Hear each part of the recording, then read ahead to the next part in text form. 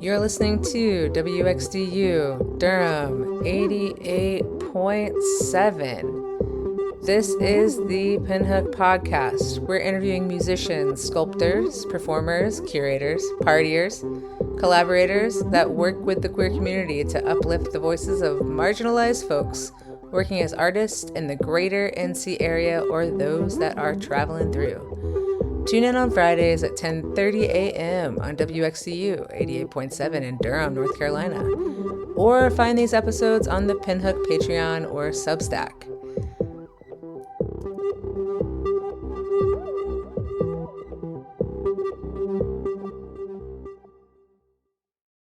What's up, everybody? Sorry to cut the song down, but you're listening to WXDU. That was Bat Fangs. If you're interested in more Bat Fangs, which of course you are, then you should check them out and also listen to this Queer NC Music Radio Hour. It's happening. It's happening all the time, but it's happening at 10:30 on Fridays. We're here interviewing / hanging out with one of our very favorite DJs and just community members, Gemynii. Gemynii, what's up? Introduce yourself. Hey, y'all. Like they said, my name is Gemynii. A lot of folks just call me Gem for short, though. Cool. And I want you to talk right into that mic. All right. Like close as you can. All right. Oh, there you go. That's it. We're all just trying to figure out tech here. Okay. Well, y'all probably know Gemynii if you've ever danced before in your entire life. They put on... Gemynii, what are your pronouns? She, her is preferred. Also, they, them works too. Okay, well, we're going to do what you want us to do. And yeah, do you want to just tell us, like, apparently we were just chatting before all of this, and you were saying that you did a lot of college radio, which is so cool. Yeah, you had no idea, right? Not one. Well, yeah. So that's actually how the name Gemynii started. I was a student at Elizabeth City State University and decided to explore college radio as a mass media major back in the day. And I needed an on-air personality name. My real name is Rachel, and I didn't want to, I don't know, I felt like that would be boring online. And so I came up with the name Gemynii, and that just, kind of grew into like my creative name and then like my name. Because you're a Gemynii. Yes. But I had to spell it different because I'm different. Yeah, dude, I spelled my name Kym with a Y in, I think, like 11th grade or something. I was like, wow. You know what? I'm a feminist. I need a Y in my name. And so it's not actually legally that way. And it's now I'm completely screwed. You know, I know. That's real. So you did college radio. Yes, I did a late night show. It was called Night Winds. And so I spun from 9, 10 p.m. until 12. And it was like old school R&B, like late 80s, 90s R&B, slow stuff, things people could go to sleep or do other things too late at night. Yeah. That's so right. Was it just you or you with somebody else? It was just me. And at the time, it was so weird because I was really self-conscious about my voice, and I would be out in public and people would be like, I recognize that voice. No. Are you on the radio? And I'm like, oh, yeah, actually. What's the Elizabeth City call? It's WRBS 89.9 member supported radio. So, yeah. Yo. And your major was? And I got fired, actually. What? All right, here we go. We got the gossip. What's going on? I got fired because I wasn't showing up on time. Were you even hired though? Like, did well, they pay you? I got fired as a volunteer. Oh, wow. I wasn't getting paid. And the person that fired me, it was cool because I was not taking it as seriously as I should have. I was 18, 19 years old. Totally. And the person who fired me actually works at Central now. And I actually see her around Durham. And it's cool. I was a kid during that time. And, obviously I've grown up. So, I know how to show up on time now. So I can vouch for that. Yes. Truly one of the few DJs, actually, no shade, but maybe shade, that actually show up on time and ask when sound check is. I have heard that from a few places. And I'm just so surprised that, I like to get paid. I have a mortgage. And so I like to be real professional. And I'm going to show up and I'm going to do what I got to do. Yeah. I mean, okay, so that's where Gemynii came from. You were saying that you also DJ'd tapes. I just want to like. Yes. So we were very old school in that station. This was like 2003, 2004. And yeah, I don't even remember dealing with like CDs at the station. We definitely had tapes. You know, it's so cool that so many people who are in music now, like, I mean, they have so many, like, I didn't know this, that you were into college radio before you came here. And this is a college radio station that is freaking awesome and allows community members to volunteer and hopefully not get fired, but volunteer and come hang out and like bring people on that they're interested in. You know, it's just such a cool resource. Radio period also will be alive when the internet dies. That's all I gotta say. Radio waves exist, you know. And thing I like about this station too as a DJ, and no shade to, you know, typical radio stations, but I guess I get bored with them because they play the same songs all day, you know. And I mean, it's part of their schedule. You know, they're gonna be playing a certain song 3 or 4 times a day. And I think when you have the opportunity to listen to a radio station like this, it's so fun because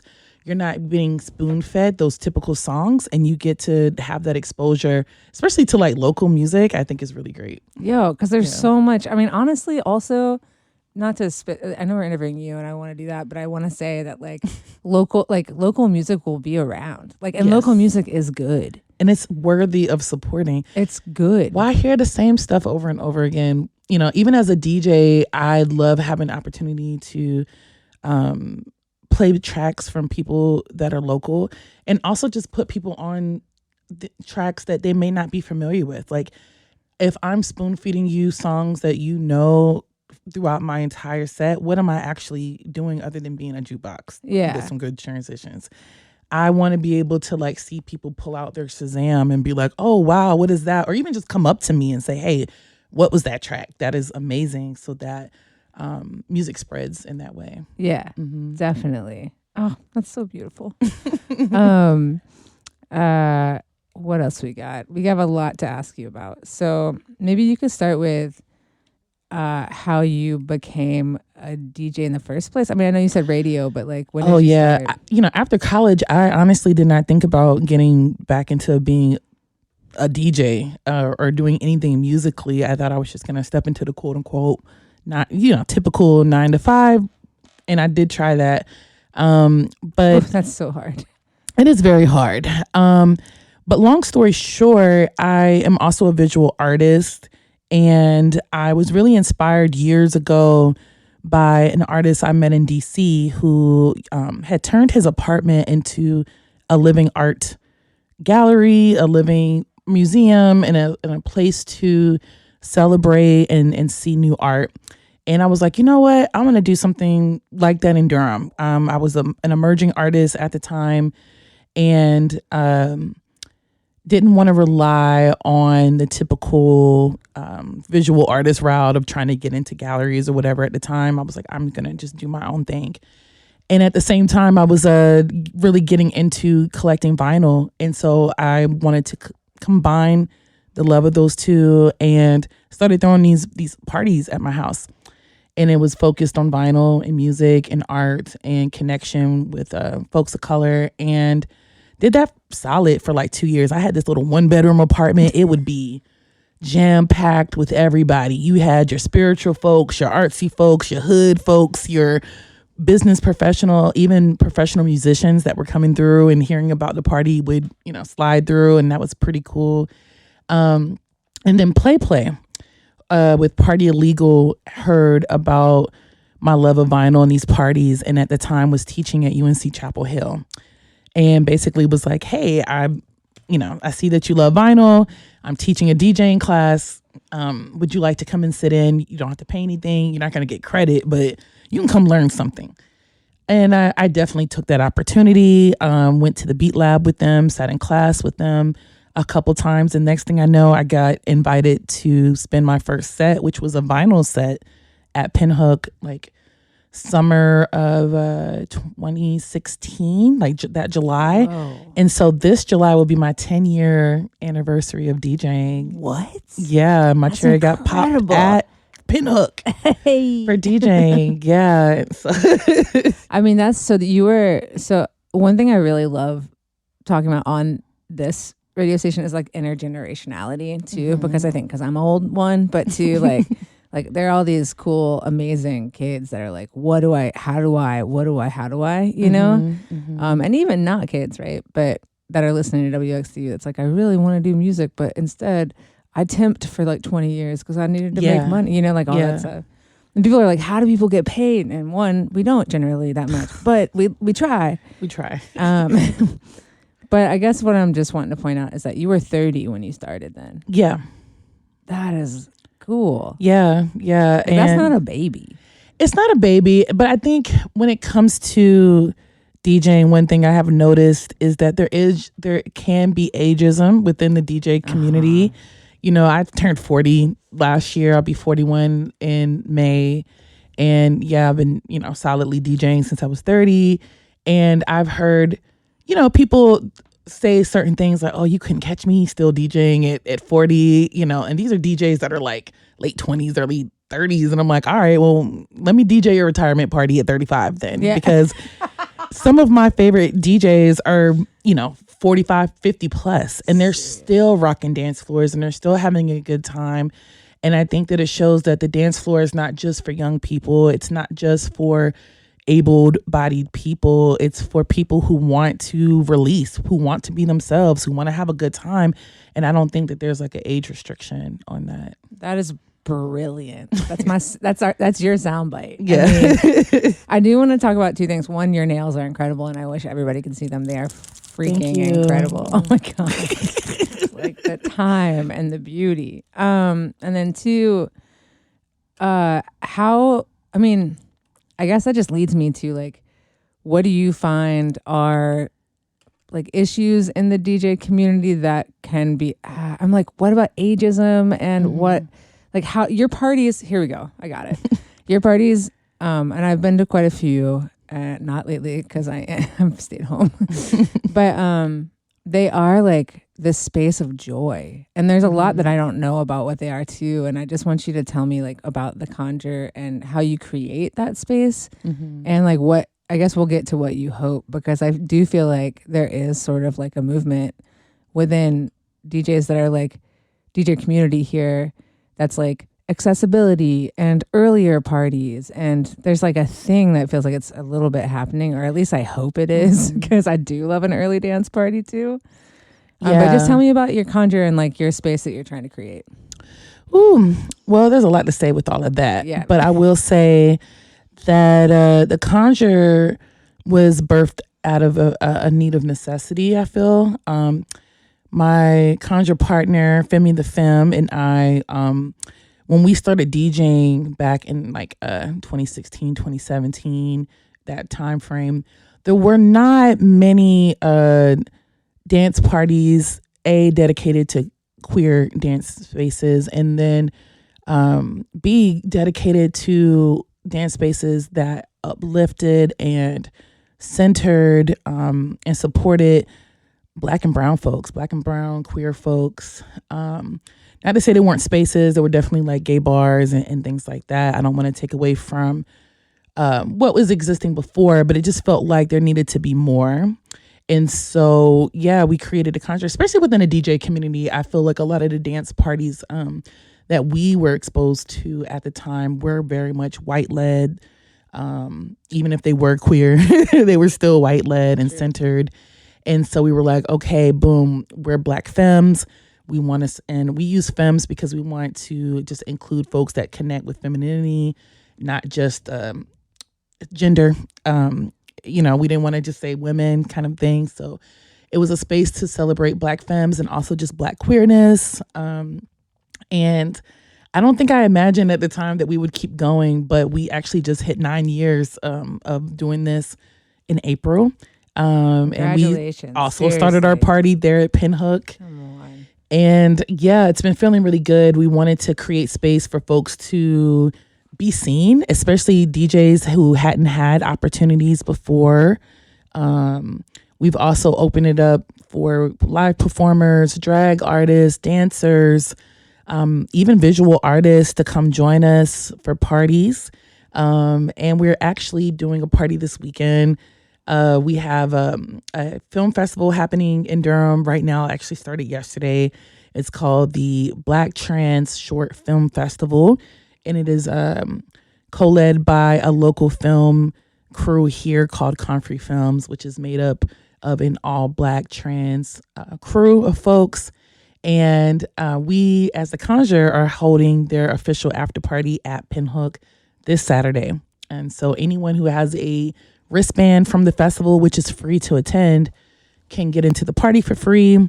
And without a band, it's only $5, and that helps to pay our entertainers, the DJs. We also have 2 live performers. We have Chaos, we have Sunny. Oh my God. And we have a drag performer with the legendary Stormy Day. All amazing folks. And so any folks paying at the door, it helps to pay the DJs and the entertainment, and also support Pinhook, which is an amazing space to support. Oh, so stop it. I'm just saying. Not just because I pretty much live there. Dude. Okay, that was incredible. I feel like we've got a lot to talk about like accessibility and everything in the scene, and that's why. And also, sorry, that's why I love Pinhook too, because I love a lot of spaces in Durham, but I love that folks can come in if they are using certain accessibility devices. They don't have to be, feel comfortable, uncomfortable coming in the space, and also having room to breathe outside feels really good. Yeah.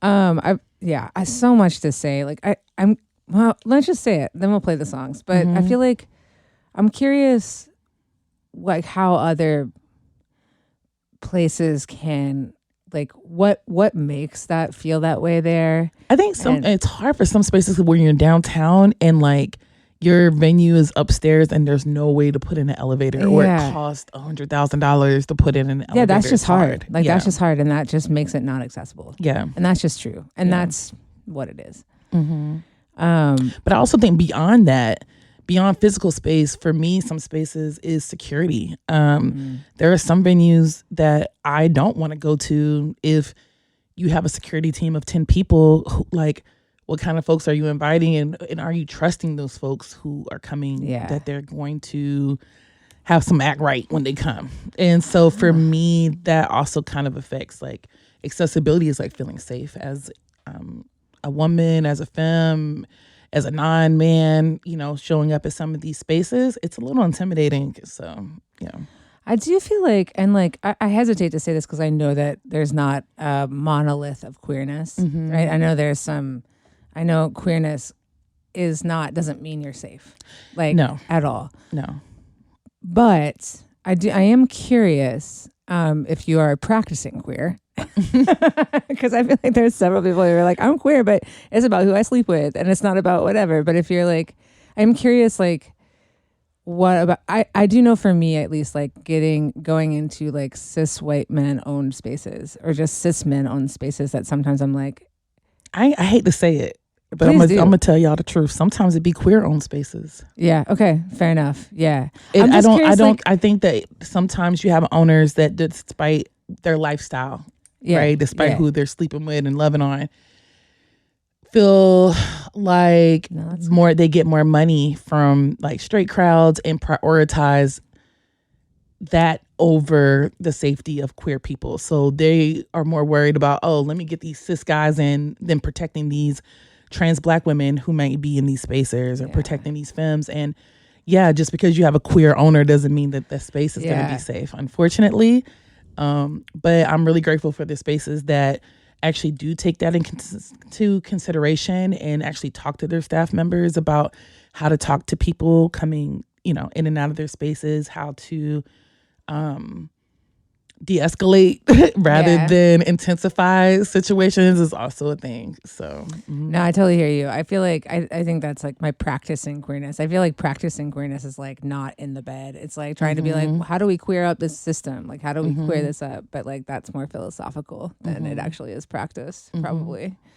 And I guess I also hear you on the security thing. Like, I think that's a really good point. And it's like, who are you trusting to come in your space? And do you have a relationship with the people that are actually putting on the event? Right.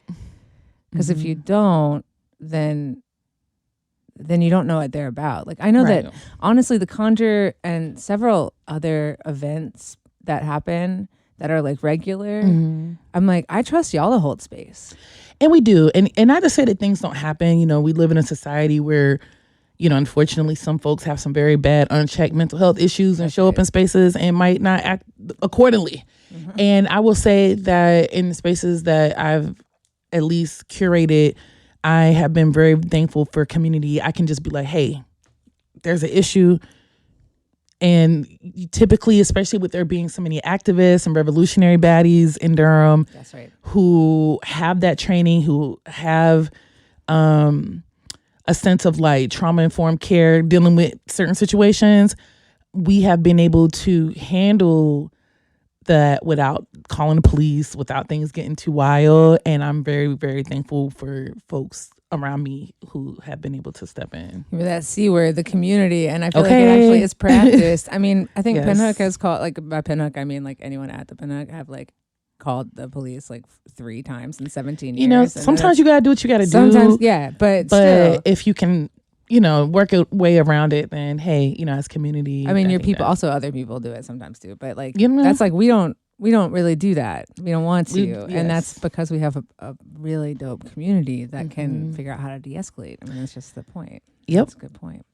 All right, tell us about Deuce Deuce and Circles. We're going to play 2 songs, Jim. Ooh, very excited to share these 2 tracks. I feel very connected in a lot of ways with the first song that we're going to listen to, which is Deuce Deuce by Anais. Anais is an American-born artist, but she's actually living in the UK right now.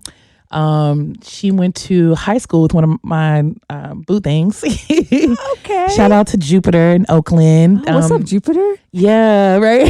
Wait a minute. And so Jupiter and Anais went to high school together. He introduced me to her music years ago, and I have been deeply in love. And I think that if you are into like alternative, soulful, almost like R&B music, kind of Solange vibes, then I think you would be really into that track. And the second is by a duo called Gina, which is Liv and Kareem Wiggins, something like that. Sorry. Riggins, you got it. Boom. So they collab. He used to do a lot of work with like folks with Erykah Badu. He has a long history of like himself in the music, and Liv does too. She is all over the place with her sound, but it really just depends on her vibe. But they have combined and they call themselves Gina. And I actually just went to see them live. They're on tour right now in DC. And we were at a place called the Songbird for this. And it was a small, intimate space, kind of like Pinhook. I hate going to see live music where there's like 10,000 people. Like I love Beyonce, but like you'll never catch me at a Beyonce concert. But I will go to something very intimate. And that was great. I was right underneath her for first row, drove 4 hours, and it was absolutely worth seeing. And so I hope that y'all enjoy these 2 tracks. All right. You heard it here. And here we go. Here is where we'd have the tracks that the artists have been talking about. But since those tracks are protected, which go artists, we love that. We love you. Go buy all their music. We're just gonna put them on our Spotify playlist that we'll share in our show notes. And on to the next part of the interview. Thanks for listening. You're listening to WXDU Durham, and that was Anais with Deuce Deuce, and Circles with Gina. Who is right live, and Kareem Riggins. Yes. Those are songs picked out by Gemynii, who we have here as our guest on the Queer NC Music Podcast. Trying to figure out the name, but stoked to have you. And yeah, those songs were amazing. You're saying you just went to a performance that was... Yeah, I got to see Gina live in DC on the 15th of April. It was a Wednesday night. It was so cool. It was so worth it. Going out to shows, so worth it. It's rare that I have the time to go see folks live, but when I saw it was on a Wednesday night, I was like, oh, that's perfect. I do not mind. You drove to DC. I sure did, and drove right back the next morning. See, I see you. Honestly, I see you out. Like I do. You go support other artists a lot. When I can. Yeah.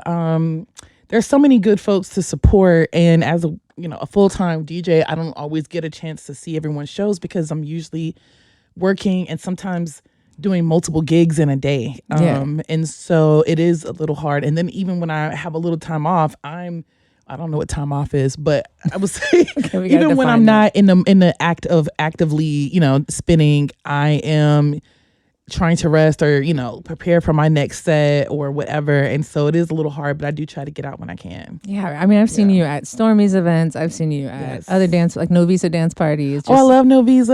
Yeah. Right. Me too. I've seen you at Boom Club. Like I've seen you all over the place. It's been cool. I think that's a big part about being an artist too. And I just appreciate when other people do that. Yeah, but I get sad when I have to miss stuff. Like, for example, there's a new all black femme collective because, as you know, that's the Conjure is basically a black femme collective of DJs. And there's a new collective that just popped up called Divine Noir. And I really wanted to see one of their new shows recently. I had to miss it because I was working. There's another new DJ in the scene named C Blaze. I think that's her DJ name. So sorry if I'm mispronouncing that. But anyway, she has a party called Aura. It's a day party. And I also had to miss that because I'm just always working. I feel you. I don't go out as much as I should. Also, I'm like, but could, whatever. I do what I can. I was gonna ask you about tonight. You said it's so hard to like interview because we're talking while the music's playing and listening and being like, oh whoa. And you told me you had 2 gigs tonight. Is this how you roll? Yeah, I have 4 gigs this weekend.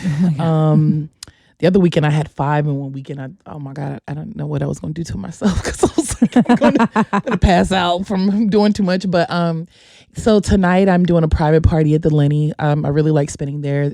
It's a rooftop restaurant here in Durham, and usually I'm there spinning for brunch, which I'll be doing this Sunday from 11 to 3. So usually I do a brunch there every once in a while, but this time I'm doing a private party, and it's a Bollywood party. So this is my first time. It's so fun. Doing like a 4.5-hour Bollywood party. So very excited to be spinning. I love music from that part of the world. And then afterwards, I am co-hosting a full moon party at Club Era tonight. I have Sex on Decks, which is a really amazing DJ duo of Phoenix and Cypher, who are going to be opening up the party from 11 to 12:30, and then I'll be on decks from 12:30 to 2.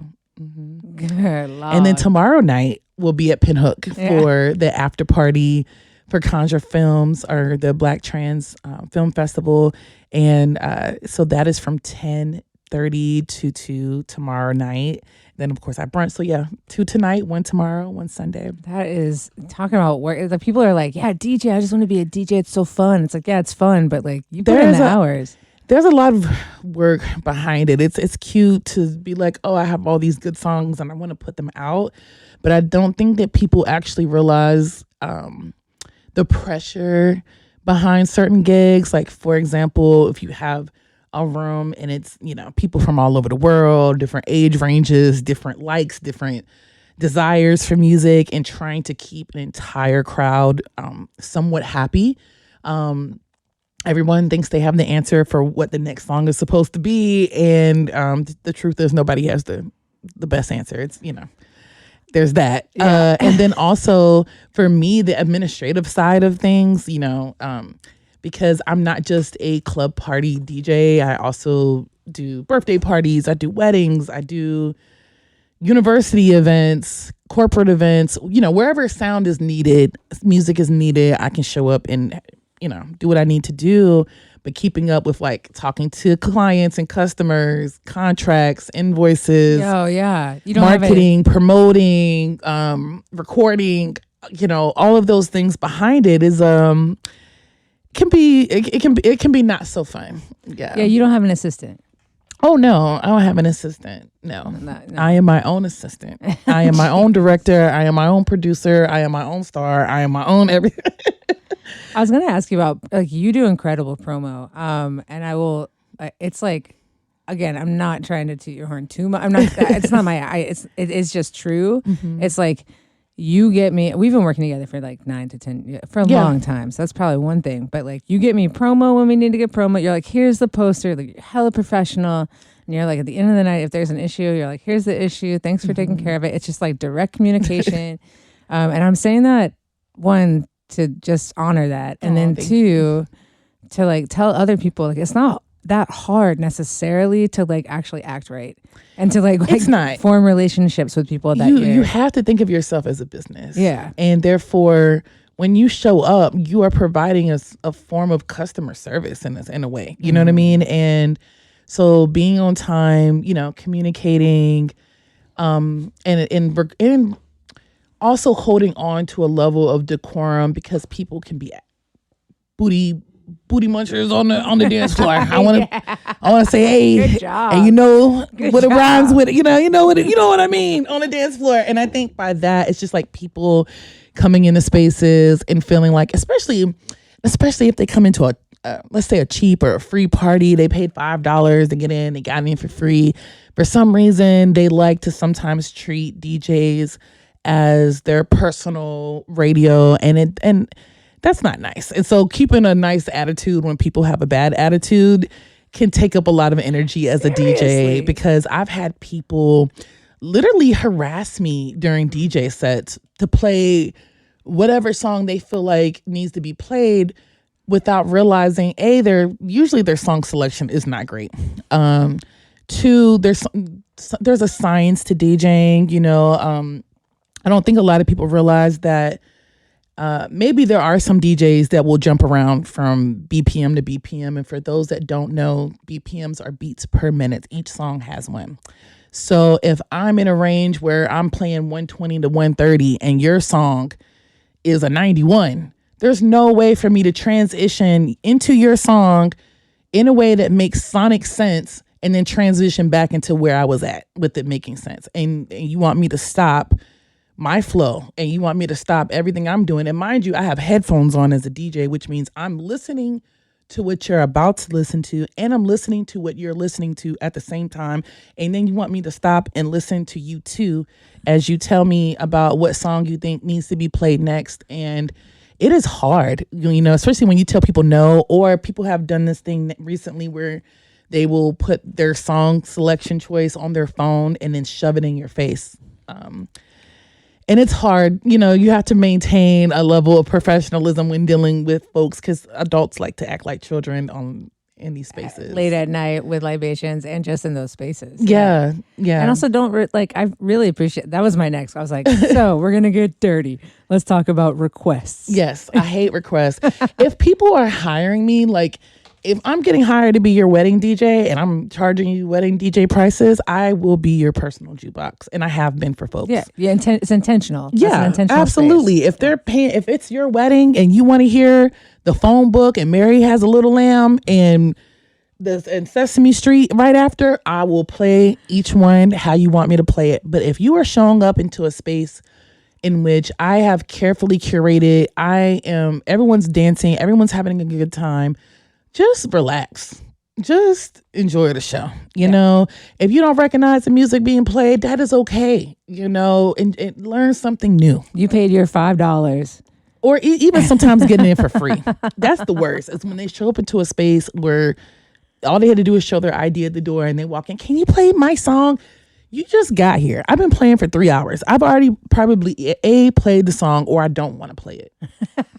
Either way, please leave me alone. I think that it's valid. It sounds like we're just kicking. We're just and then, but it's so valid. You don't go up to a band that's playing. I've seen some people try. Yeah. Okay. There's that. They're trying to tell a band what to play, but no work and say, hey, could you please, unless it's a customer service need and that's what we're doing. But that's not what's happening. That is an artist on stage.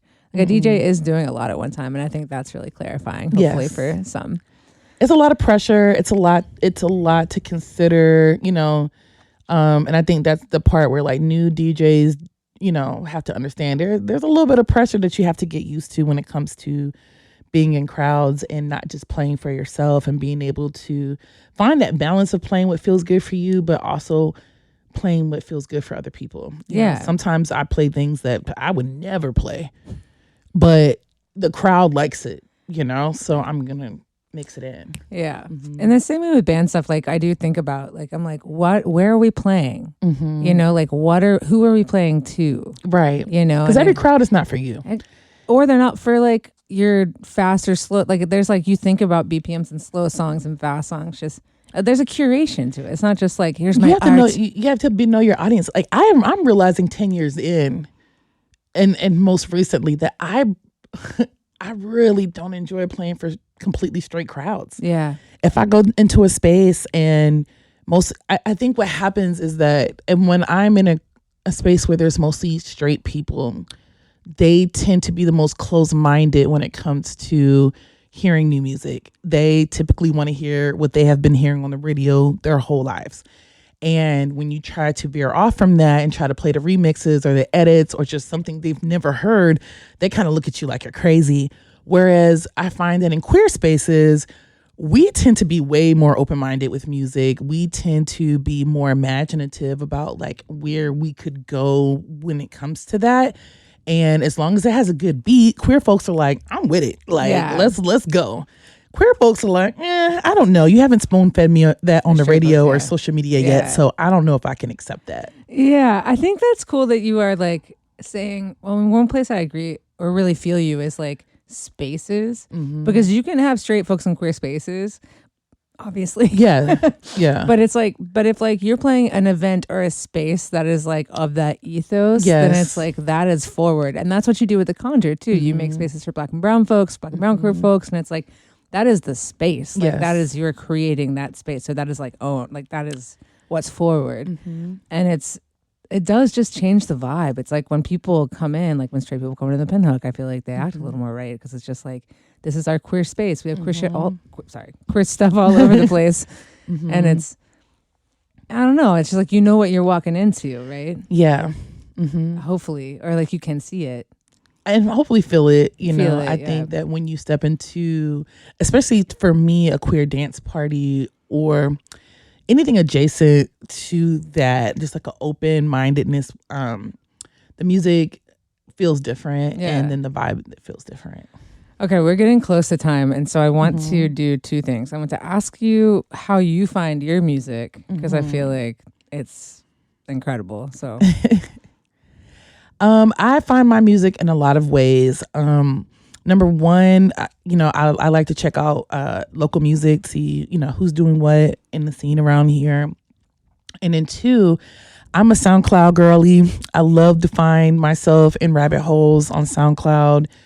And then also, the power of social media. You hear things and you're like, oh, what's that? And, and next thing you know, I'm adding that to my collection. So it really, I'm constantly inspired in so many directions that it doesn't really just pull from one place. Cool. Yeah. That's helpful. And the other thing I wanted to ask was, so we've talked about a lot of stuff that you have going on. Again, this weekend, Gemynii is really busy. So check. Every weekend I'm busy. Okay. Check. Just look for Gemynii. That's Gemy, right? And double I. Yes. And the Conjure. Yes. Make sure you look for these parties. They're incredible. And DJing on other parties too. You DJ all over the place. So my final question, and then if you have anything else, is what are some other parties that you love and some people you want to lift up real quick? I know you probably have a million. Yeah, I mentioned some before, but I would love to mention them again. Number one, I love Party Illegal and what they do. They gave me my first opportunity to DJ. So, shout out to Queen Please and Tree City, and just anyone that they work with. With that being said, I also really love No Visa. Alec and his crew of folks, they do an amazing job of putting parties not only locally but globally.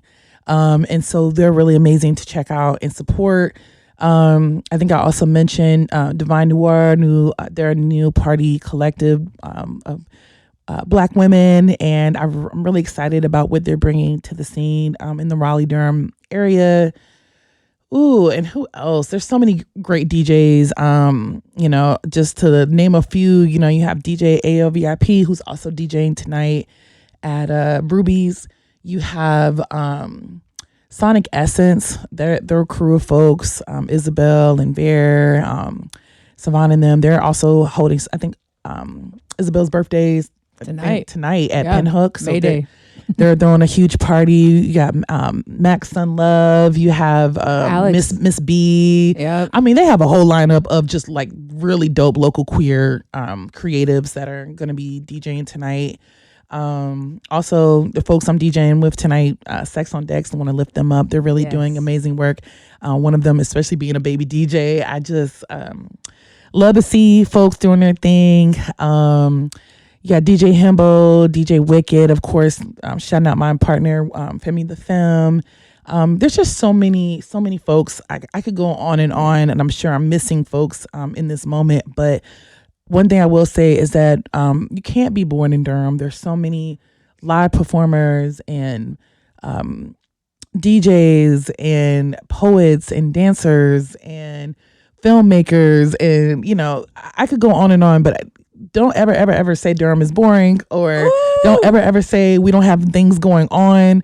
We have things going on that are just globally recognized, and I'm very excited to be a part of this community. I literally get overwhelmed at the amount of things people are doing around here. And so, if you haven't already, just come out and support something tonight, this weekend. So, and if you can't physically show up, you can monetarily show up and find out people's cash apps and, whatever. And especially if you're somebody who is very privileged, there are a lot of folks who deserve support that are working really hard out here, including myself. Yes, baby.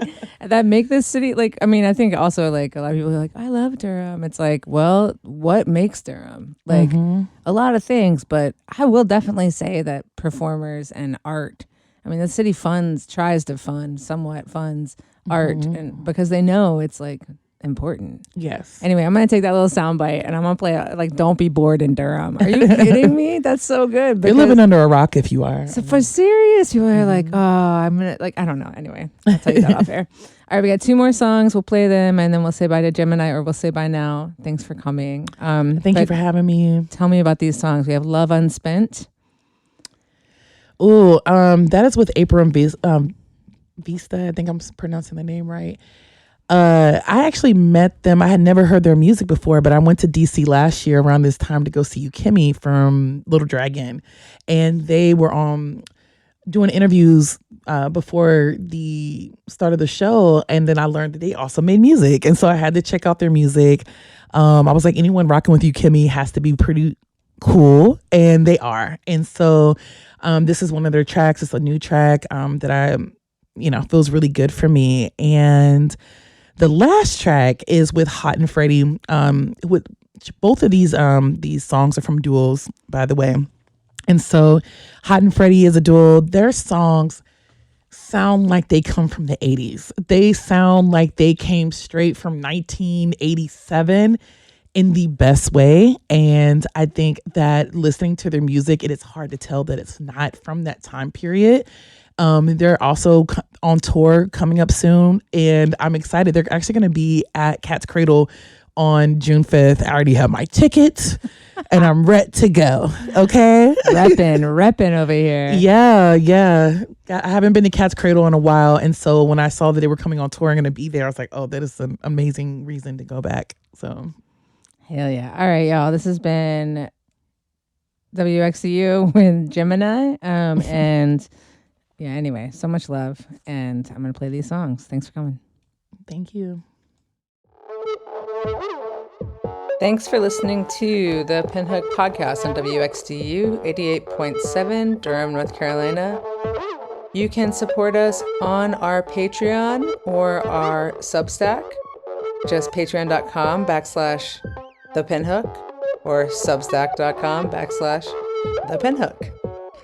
Thanks for your support, and thanks for listening. We can only do this work with you and your support, so we appreciate it so very much. And we hope to keep small venues and queer-operated music spaces and art spaces alive as long as we possibly can. Thank you so much, and tune in next week.